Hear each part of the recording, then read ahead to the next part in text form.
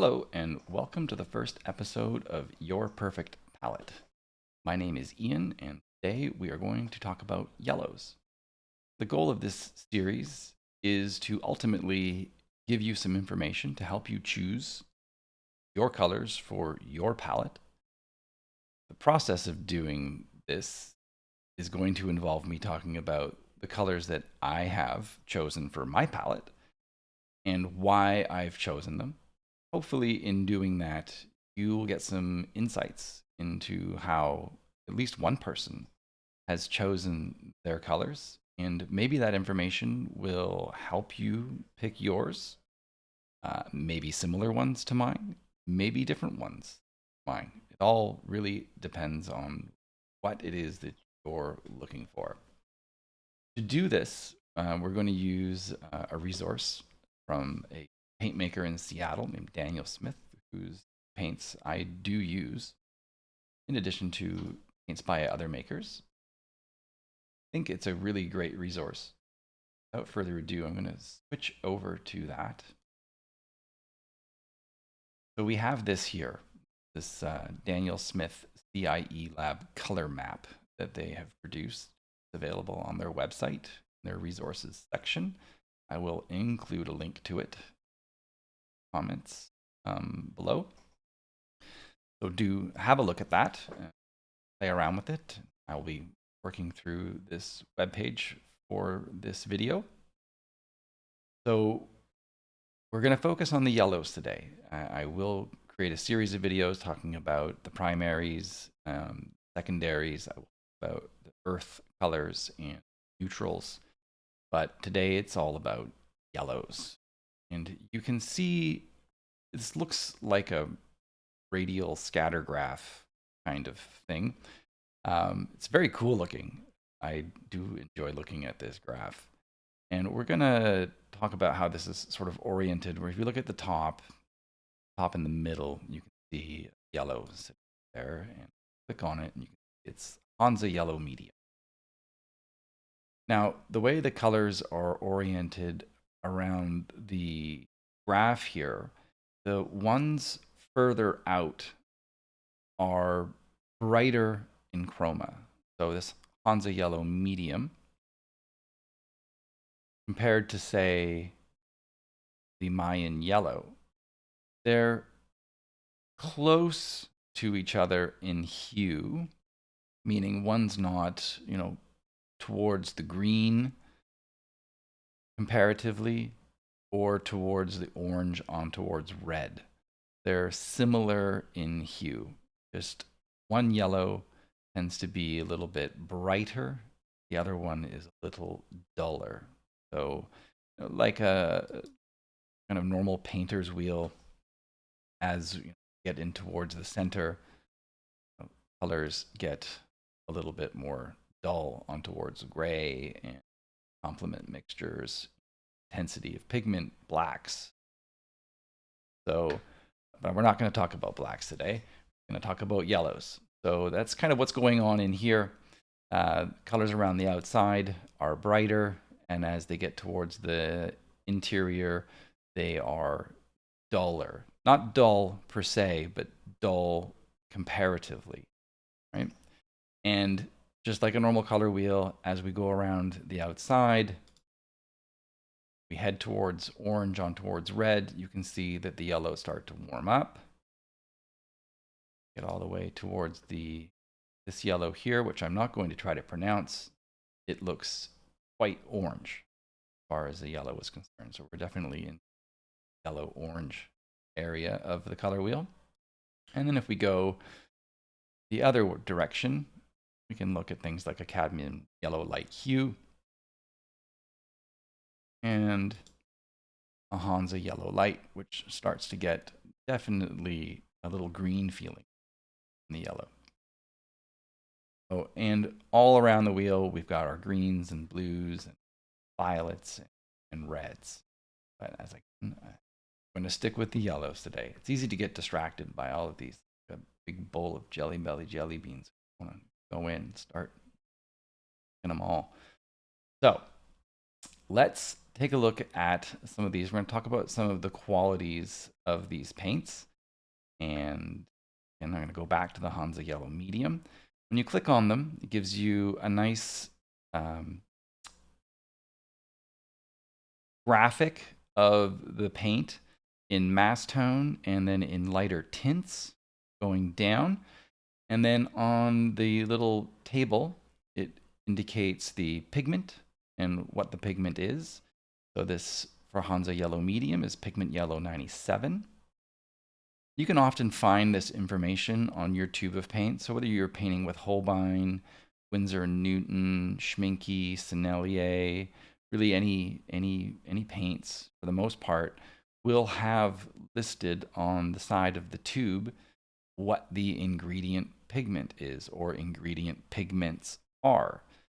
So for Hansa Yellow Medium by Daniel Smith, they use the Pigment Yellow 97.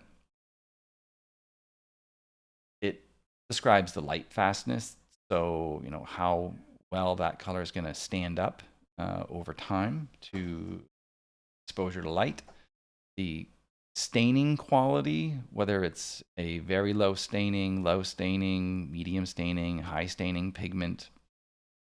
The granulation, so the paint's tendency to, the pigments will settle into the texture of the paper, produce its own texture on the paper.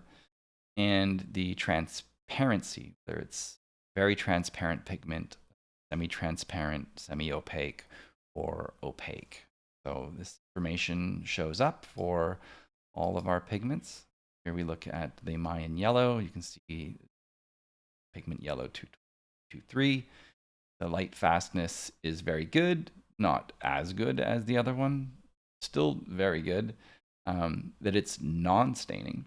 So non-staining paints and even the low staining paints, I've found that even if these do dry on the paper, you can more easily get in there with a brush, a damp brush, and soften up some of the edges. Never going to be as soft as if you, well, the paint is still very active, but a non-staining paint and a low staining paint, you can rework the edges a little bit easier compared to, say, a high staining paint. Look at Azo Yellow here. Another one, Pigment Yellow 151, light fastness of excellent. And here is a medium staining paint. So these tend to get to be a little bit more difficult to work with once they dry. I don't do a lot of reworking of edges. After the fact, I tend to do all of my soft edge creation as soon as I put the paint down. But for some, this might be something of concern. So what we're going to do is we're going to go through from some of the warmer yellows to some of the cooler yellows. Now, I work with a split primary palette. That means I have, for my primaries, 2 of each of the primaries. So 2 yellows, 2 reds, blues. And when I chose my colors for my palette, it was important to me that they met some of the criteria that I want in a pigment, and that the colors were dissimilar from each other. So I work with a warm and a cool pairing respectively. Some might think of warm and cool more globally, where all the yellows and oranges and reds are warm colors, and then we get into the blues and aquas, and some of the violets feel a bit more cool. I like to think of the individual hues themselves as having a warm and a cool with respect to each other. So I like to have a warm yellow and a cool yellow. And this is often visibly different when you see them in palette, and you will also see the visible difference as we go through these.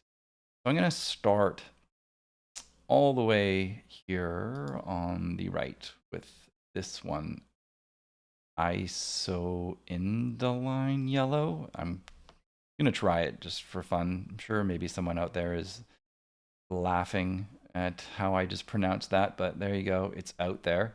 And when you choose a pigment, if you want to compare these, you select it and you go compare. And I don't know if you saw a little pop-up in the bottom right there. It says that this has been added to my list. So I will close that. And I will move along here. And I will go permanent yellow deep. Add that. And I'm just going to move around heading towards the cooler yellows. Now we have one here, cadmium yellow deep hue. And I mentioned that I do prefer transparent, semi-transparent pigments. So for me right away, I go look at the transparency. This is semi-opaque. It's not really going to fit my criteria, so I'm not even going to worry about that one.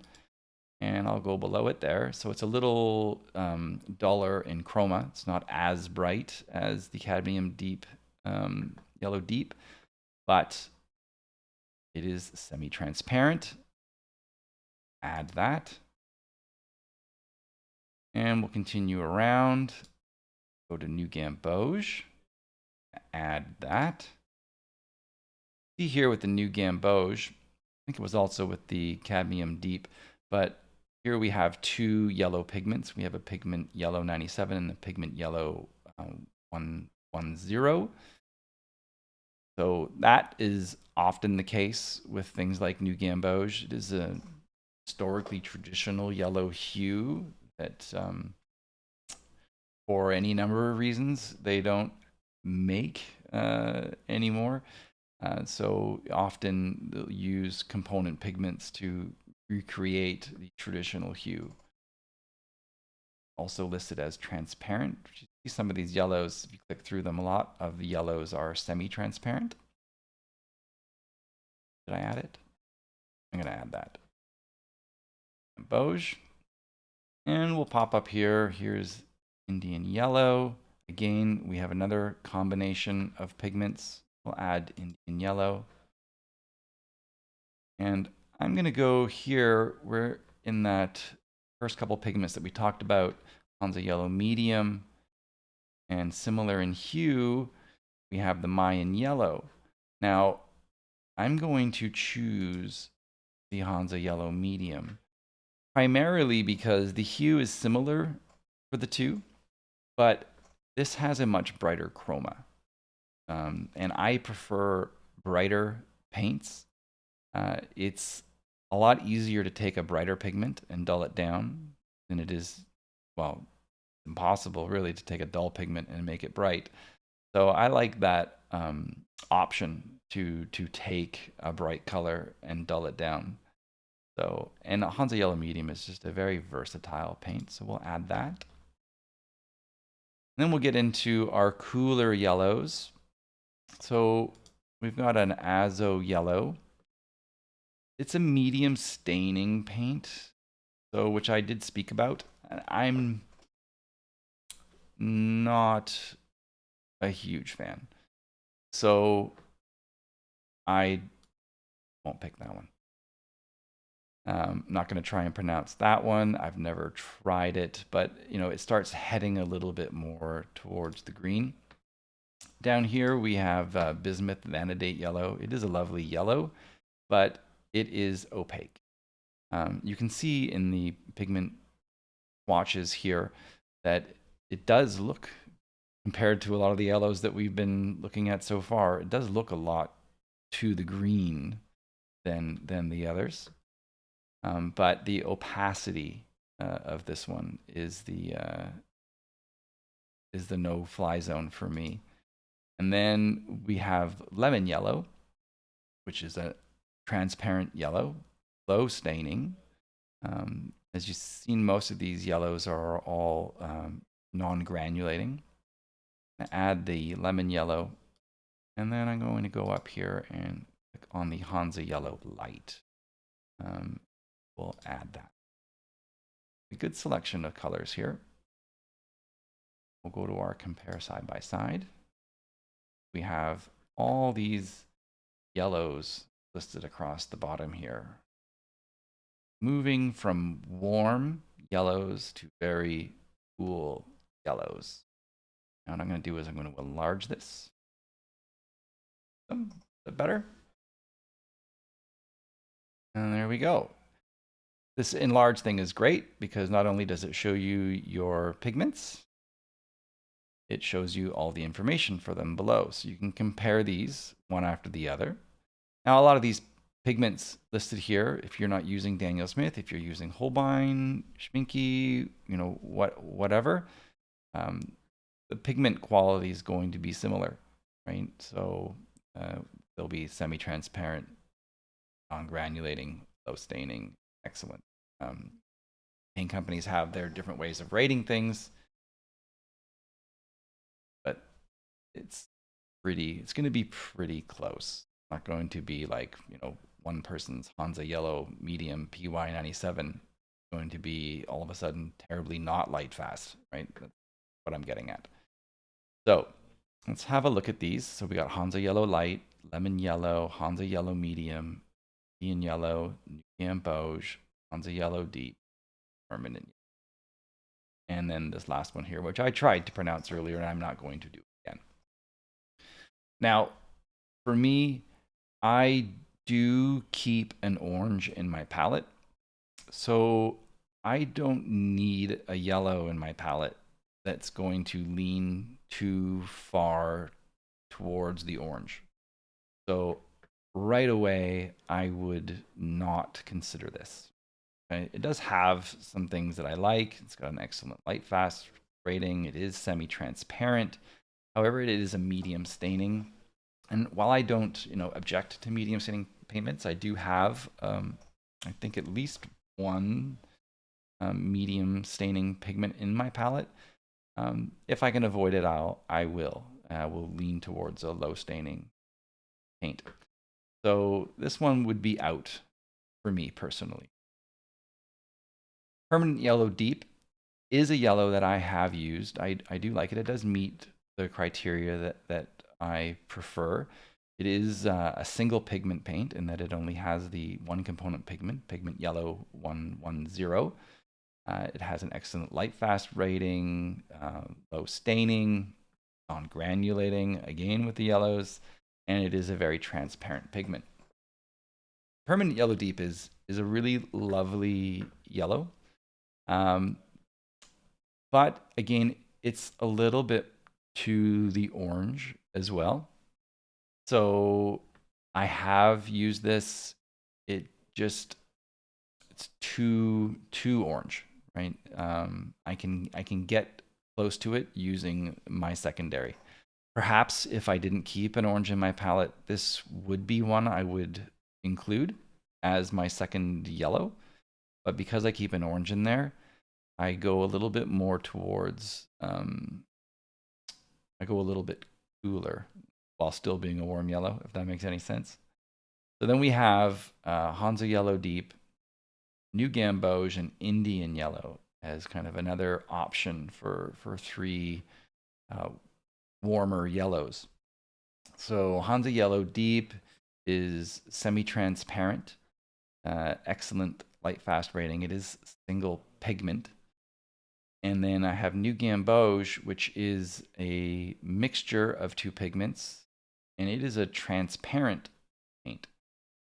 Then I go to the Indian Yellow, which for me, for my eyes, when swatching it out, I find the Indian Yellow and the New Gamboge to be very similar in hue, but I find the New Gamboge to be a little bit brighter in chroma.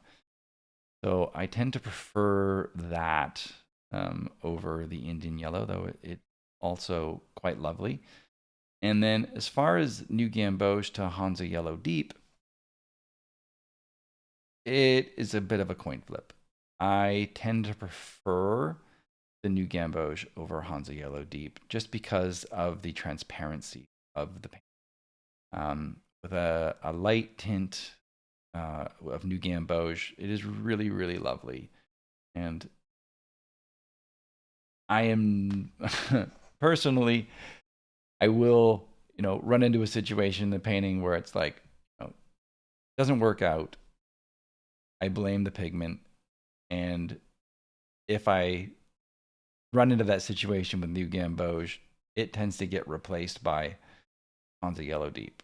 And then when that bothers me for whatever reason, I go back to New Gamboge. So I tend to flip between those two, New Gamboge and Hansa Yellow Deep, as my warm yellow. And then we keep going over. We have Hansa Yellow Medium, Lemon Yellow, and Hansa Yellow Light. So all three of these are either transparent or semi-transparent. Again, they're all non-granulating. They're all low staining. Light fastness rating on them is all very good to excellent. They're all single pigment paints.